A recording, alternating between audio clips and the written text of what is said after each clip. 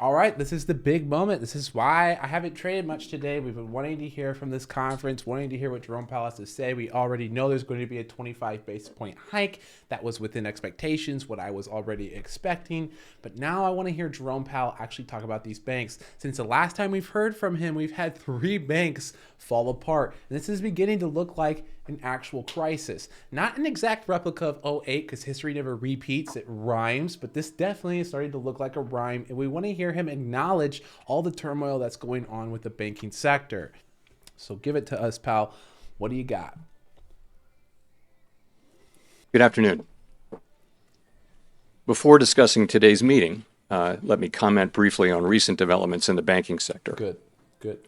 Conditions in that sector have broadly improved since early March, and the U.S. banking system is sound and resilient. What? And welcome back to another weekly report. My name is Barish, and I'm here to be Josh. And the first thing we got to talk about is this conference that happened today, because some parts were pretty good, and Powell, I think, navigated them well, and other ones were just a total mess. And to be honest, I have no clue where these comments that the banking sector has broadly improved is coming from, and I don't know anyone that buys this nonsense. Back in March, okay, 2 months ago, we had the former FDIC say that the Fed needs to stop raising rates now or more banks will collapse. This is the FDIC chair that was in charge back in '08. And right on cue, right after the market closed, right after Jerome Powell said that the banking sector has broadly improved, PacWest announced that they are weighing strategic options, including a possible sale. This means that they're likely going to collapse. This is the 5th bank this year that is going to collapse. And yet still people are saying this isn't a crisis. This is just a few individual banks that were mismanaged. There's no broader contagion going on here. No, this is insanely bearish. These are the most bearish fundamentals that we've had for a long time. If you aren't bearish on the market right now, I would be questioning whether or not you're delusional. And if you were looking to short PacWest stock, I'd be cautious as well. We've already seen a drop from $7 to about $3 here. Not a lot more room to the downside. And in fact, I'd be a little worried with all these bank stocks falling more and more, shorts starting to get greedy. We could see some actual squeezes when it comes to these banks, which is why one of the things that I did today was actually set up a short on IWM, the Russell 2000. Why? Because a lot of these smaller banks actually fall into this ETF. And whether you've been following me on Twitter or the Discord or on YouTube or TikTok, I've been talking about how I'm short on the market right now. I've been getting short since the end of April heading into May. I think May is going to be a pretty terrible month. You know, we've heard this saying, sell in May and then go away. If you haven't heard that one before, it's an age-old saying because usually people sell in May and then they literally go away. And especially in a market environment like this, if people aren't already cash, I think they're going to start doing that right now. And in fact, if we look at the way the market reacted to what happened with PacWest, we can already see that we're getting a broad sell-off even in the S&P. Now, there's a big thing here, though, because I actually swapped out a lot of my SPY puts for IWM, and that's because I'm a little bit worried about Apple's earnings. Apple is 6% of the S&P index. So if Apple decides that, like the other big tech stocks, they want to be completely recession-proof or seemingly recession-proof, then I think I want to be somewhere where I'm going to catch more of this downside. So I've been looking for stocks that have been flying high. And if actually you've been following my Twitter, you know that I just today posted about how I am short on Starbucks. Starbucks in particular has been performing really well despite everything that's going on. And, you know, if you think about it, coffee would be, you know, $8, $10 coffee, probably be the first thing you cut out of your budget when you're, you know, looking at an incoming recession. Despite that, Starbucks is nearing a double top. It's actually quite insane to me that this stock has performed so well. And so when I'm looking at where I want to be short, Starbucks was one of the first ones that came to mind. I was actually able to lock in a lot of these for profits in one day, between 30 and 40% for most of the contracts. Now, hopefully you're keeping up with me so far because I've been hopping around a lot, but this is important and I kind of want to backtrack to this idea of a recession. If you look at the economic data or if you're looking at the big tech companies' earnings, it doesn't look like we're in a recession yet. And in fact, you could probably even build the argument that the idea of a recession seems kind of preposterous. We still have quite a a bit of growth. It is slowing, but there's still growth in the economy. What do you mean a recession? But this is not unique to this time period. And to even better paint that picture, I can even just simply ask the AI, what are 3 time periods where the US economy seemed fine and then suddenly dropped into a recession? The Great Depression, early 1920s, period of rapid economic growth. However, it was built on a foundation of speculation and easy credit, which then led to a stock market bubble that burst in 1929. There was widespread bank failures and a severe contraction of credit. Now, that sounds a little familiar, doesn't it? Now, I don't think we're actually going to have a depression, but let's also look at the oil crisis recession. U.S. economy was growing steadily in the early 70s, but 1973, Arab oil-producing nations imposed an oil embargo. This led to a sharp increase in oil prices, which then in turn increased inflation, reduced consumer spending. The resulting economic downturn lasted for 2 years and was characterized by high inflation and high unemployment.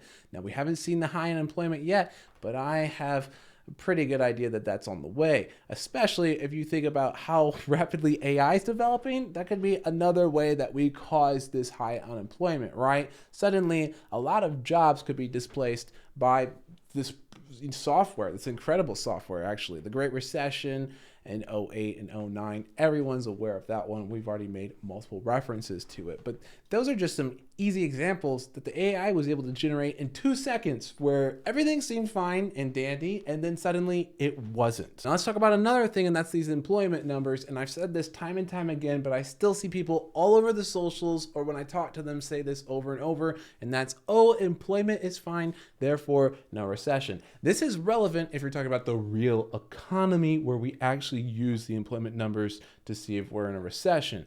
But if we're just talking about the stock market, different conversation, right? Because usually the unemployment numbers rapidly rising indicates the market bottom. So if you're looking to time the market, you're not going to be looking at employment numbers. They aren't going to be relevant. That's one of the largest lagging indicators and usually a signal for the bottom, and meaning that it's the time to go long. Now, in a moment, I want to do some important updates on 2 stocks I talked about in the previous report. But before I do that, I also want to cover this news story that we missed because I should have done a short on it and I hadn't, but I think it was important and also ties into this recession conversation. Pranksters posing as Ukraine's president tricked the Fed chair into a phone call.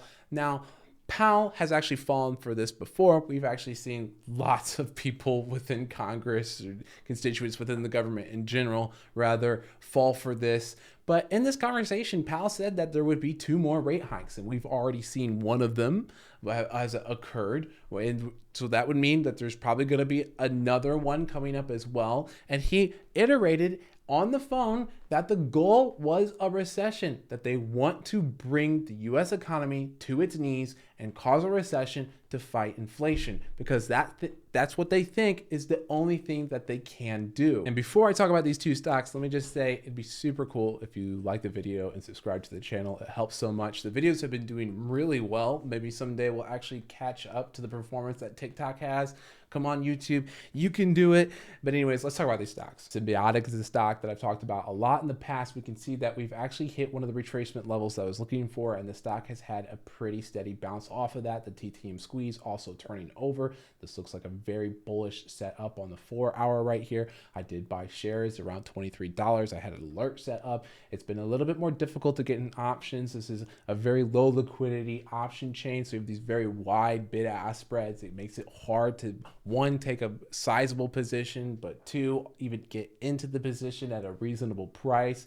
Did manage to buy a small position, but overall, I'll be happy with, getting some good returns on the shares. We're looking for the potential of this stock to hit $40. Now, if we look at Daminar Scientific, this was the plastic company that I had spoken about previously. We can see here on the daily chart, we've completed what looks to be a retracement to the 0.38 Fibonacci level. This would be confirmation of this wave development if it can truly hold here. One of the things I want to point out, though, is that the TTM squeeze hasn't quite rolled over, but if we do look at the 4-hour chart, we can see that our RSI is starting to rise. If we can get over 50, it'll look a lot more bullish. This picture will get a lot better here. And so I am cautiously doing some buying here, still keeping a tight stop loss. Remember, a further drop from here would potentially invalidate this wave development, but the potential here is still for this stock to pretty much have a 100% increase, looking for $6 in the future. And these are two stocks that I like, even though that we're headed for a recession, especially when it comes to plastics. The plastic company, that's an essential. We're still going to need plastic even if we're in a recession. And that's going to be it for the video. I didn't do 2 videos last week, so I'm going to try to do 3 this week. Let's see if we can pump them out. And I want to do a video still covering the esports industry like I talked about. We also have a new stock analyst who's a member of the Discord. He has a Substack. I want to do a feature on that for a video as well. Expect that later this week. I think that'll be a really fun one. And then we tried to pump out some more shorts. So, hey, subscribe, hit that button so you don't miss future videos. See you in the next one.